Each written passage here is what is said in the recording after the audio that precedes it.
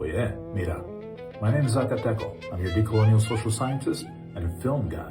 This is Decolonizing Film, where Hollywood's propaganda gets dragged out of its nostalgia.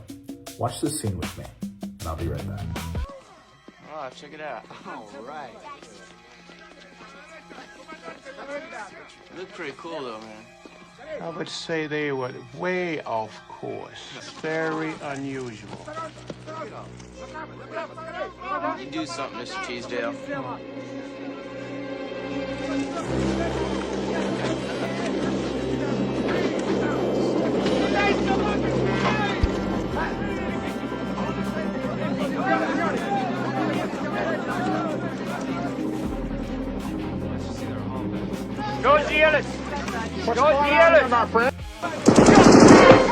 Red Dawn turns 41 years, 11 months, and 21 days old today. Bro, what the f*** is you even talking about, bro? Most people think Red Dawn was always meant to be anti-communist propaganda, but it wasn't.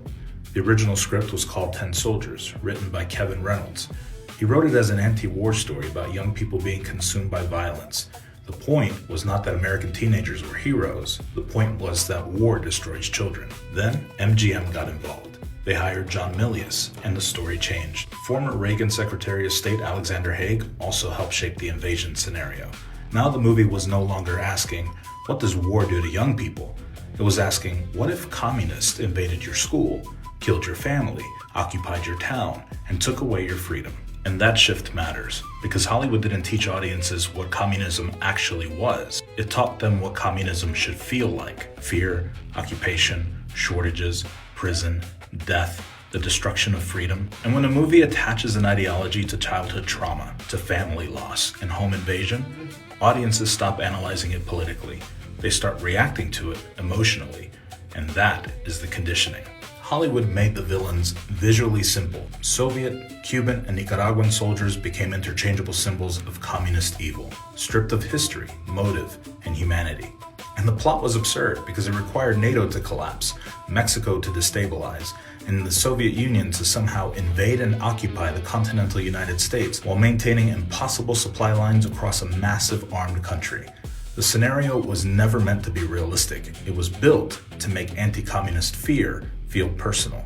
The film turns American teenagers into guerrilla fighters and calls them freedom fighters, but it never asks why people in Cuba, Nicaragua, Vietnam, or elsewhere became revolutionaries in the first place. It leaves out land theft, foreign corporate control, US-backed dictatorships, coups, sanctions, and military intervention. So America gets to imagine itself as this innocent victim of invasion while its own interventions disappear from the story. This is why Red Dawn still matters today. The writer wanted to show you how war destroys children, but Hollywood turned it into a fantasy about how communism destroys America and freedom. And we hear this narrative today. This is how Hollywood conditioned you to believe politicians lying to your face. And they're worried that somebody that, like this communist from New York, someday gets elected. I can't believe that's happening. That's a terrible thing for our country, by the way. He's a communist.